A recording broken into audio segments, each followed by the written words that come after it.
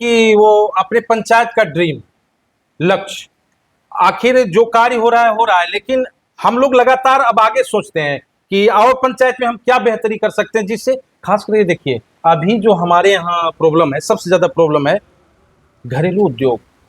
कैसे महिलाओं को हम चुनाव के बाद अपना पंचायत चुनाव आने वाला है, और पंचायत चुनाव में हमें नहीं लगता है कि अब नोनगढ़ पंचायत में खास करके मुखिया जूली देवी के लिए कुछ सोचने की बात है। लेकिन मैं ये जरूर जानना चाहूंगा, क्योंकि जो लोग काम करते हैं उन्हीं से ये जानकारी लेने में अच्छा लगता है कि आगे उनका क्या सपना है और पंचायत के लिए बेहतरी के लिए आगे वो क्या सब सोच रखी हैं। आप बताइए। देखिए, सबसे पहले तो विधानसभा के बाद में हम ये नहीं सोचते हैं कि हम ये काम कर रहे हैं तो आगे हमको वोट मिले या सब लोग हमें सबको पूर्ण रूप से सबको अधिकार है चुनाव लड़ने का, सब लोग लड़ेंगे। वो जनता पे डिपेंड करता है वो किसको चुनेंगे। जनता समझदार है उसमें। हाँ, अगर उनको मेरा काम अच्छा लगा, आपका काम अच्छा लगा तो वो आपको चुनेंगे, अन्यथा उनकी मर्जी।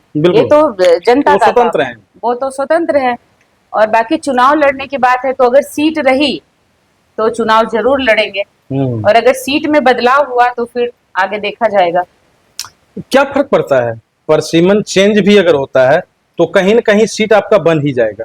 बिल्कुल, कोई अंतर नहीं पड़ता है उससे। वो जब नहीं, लेकिन एक ड्रीम तो आप दे दीजिए कि आखिर और पंचायत में क्या सब काम है जो होना बाकी है, जिस पर आपका फोकस है। देखिए, समस्याएं तो खत्म नहीं होंगी जी, बिल्कुल, वो तो चलता रहेगा, समस्याएं चलती रहेगी, लेकिन जो बड़े काम है, जैसे कि ससन्ना पहाड़ का था, वो मेरे लिए था कि चैलेंज था और बहुत लोग उसमें रोक भी लगाए, बहुत लोग बहुत कुछ बोले कि अरे पहाड़ पे कौन जाएगा, क्यों वहाँ रोड बना रहे हैं, बहुत सारा गली बचा हुआ है वहां बनाइए। जो नहीं समझ सकते कि आखिर आने वाला भविष्य में वो क्या होने वाला है, तो बहुत लोग कुछ बोले, लेकिन जो समझदार लोग थे वो समझे भी इस चीज को। तो एक ससन्ना पहाड़ पे तो जो काम होगा वो होगा ही आगे चल के। बाकी उद्योग को लेके, महिलाओं को उद्योग मिले, हमारे पंचायत में ही काम मिले, और जो लोग बाहर जाते हैं, आज हमारे बिहार की स्थिति क्या है, पलायन कितने लोग, तो कोरोना में सबको देखने को मिला। कोरोना में हम लोग भी अपना पूरा विद्यालय एकदम वहाँ क्वारंटाइन करने के लिए पूरा पंखा कूलर सब कुछ वो लोग के लिए लगा दिए थे, खाने का व्यवस्था मिस्त्री सब लगा हुआ था वहाँ। हम लोग कितने लोग परेशान थे उस टाइम, तो उससे हम लोगों को मिल गया कि कितने लोग बाहर रहते हैं पूरे बिहार के, तो उन लोगों के लिए भी कुछ छोटा ही उद्योग लगे।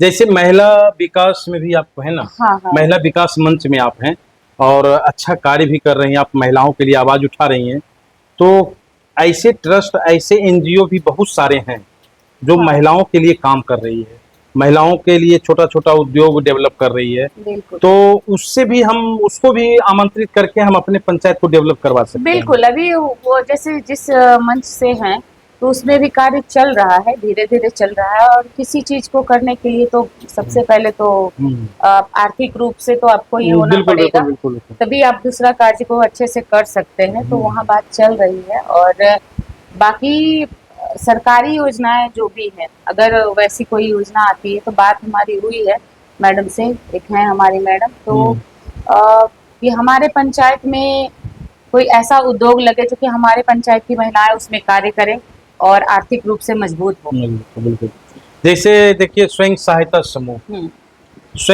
समूह है, जो समूह आप स्वयं बना सकते हैं, समूह बना करके बैंक के द्वारा ऋण ले सकते हैं, और ऋण लेकर के आप क्या कर सकते हैं कि आप का अप्रोच यहाँ से लेके पटना तक है, तो आप एक अच्छा प्रशिक्षक को बुला करके मोमबत्ती बनाना, अगरबत्ती बनाना, साबुन बनाना, घरेलू उद्योग में है बांस, टोकरी, ये बहुत सारा घरेलू उत्पाद हैं जो बनाने के लिए अगर आप उसको अभी उद्योग विभाग में मैडम मुख्यमंत्री उद्यमी योजना के अंतर्गत 2 लाख रुपया वैसे परिवार जो भूमिहीन है, जिनको कोई उपाय नहीं है, वैसे लोगों को 2 लाख रुपया मुख्यमंत्री के द्वारा दिया जा रहा है, और उनका यही लक्ष्य है कि वो छोटा जैसे मसाला बनाना, मसाला का आप उद्योग बैठा दीजिए, छोटा उद्योग डेवलप कीजिए, छोटा रोजगार से रोजगार करके, जी बिल्कुल।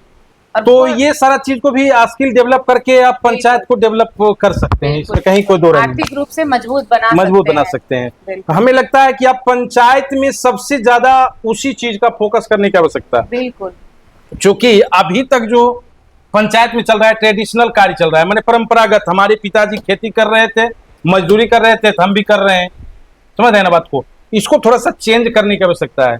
क्या उसकी तरफ आपका ध्यान जा रहा है? जैसे खेती भी जरूरी है, हाँ वो तो चलेगा, वो चलते रहेगा, वो तो मास बेस है, वो होते रहेगा। अभी के समय में आप देखिएगा कि जो 45-50 के उम्र के जो हैं, वो लोग नहीं चाहते हैं कि हमारा बेटा खेती करे। बिल्कुल, वो नहीं चाहते हैं कि हमारा बेटा खेती करे या खेती में लगे रहे। वो चाहते हैं कि बाहर जाके कुछ काम करे। जो जॉब में चला गया तो वो तो चला गया, लेकिन अगर जॉब नहीं है तो वो भी खेती में नहीं जाए, वो बाहर जाके काम करे। तो ये जो अगर उनको यही काम मिल जाए, जो बैठ गया है, तो अगर यहाँ काम मिल जाएगा तो खेती भी कर लेंगे और वो काम भी कर लेंगे। वहाँ टाइमिंग रहेगा। जैसे बहुत सारे ऐसे भी किसान आपको मिलेंगे जो जॉब में है, तो उनका जो ड्यूटी टाइम है, जैसे मेरे ही पिताजी हैं, और मेरे पिताजी को 20 बीघा खेत है। अब वो ड्यूटी टाइम में ड्यूटी भी चले जाते हैं, लेकिन जो समय उनको मिलता है उसमें वो खेत में भी बिताते हैं वो। तो ये एक देख बहुत रेख कर लेते हैं। तो ये आने वाला समय के लिए अच्छा होगा, और नहीं अगर किया जाएगा तो फिर बहुत दिक्कत आने वाला है। जी बिल्कुल, फिर खेती करना बंद कर देंगे लोग। बिल्कुल बिल्कुल। चलिए, बातचीत हुई और ये बहुत संतोषजनक बात हुआ। ये सारे चीज को हमने टच किया कि कैसे हम स्किल डेवलप कर सकते हैं, अपने पंचायत में छोटा छोटा उद्योग कैसे लगा सकते हैं, इस पर भी इनका फोकस है। इनका वार्ता भी चल रहा है, कई संस्थान से चल रहा है। ये चाह रही हैं कि कुछ महिलाओं को प्रत्येक गांव में एक ऐसा संस्था हो, एक स्वयंसेवी समूह बनाया जाए, ताकि उसमें महिलाएं जुड़ें, पुरुष जुड़ें, नवयुवक जुड़ें और जुड़ करके कुछ कार्य करें। तो इससे इनका पंचायत जो है और अधिक डेवलप होगा। और यहाँ से ये मैसेज पूरे जिला को जाता है कि हर पंचायत जनप्रतिनिधि का ये परम कर्तव्य होता है कि वो अपने पंचायत की जनता के लिए सोचें कि उनकी बेहतरी कैसे होगी, और अगर वो सोचेंगे तभी बेहतरी आएगी। क्योंकि जनता आपको इसलिए चुना है कि आप उसकी बेहतरी के लिए सोचें। धन्यवाद।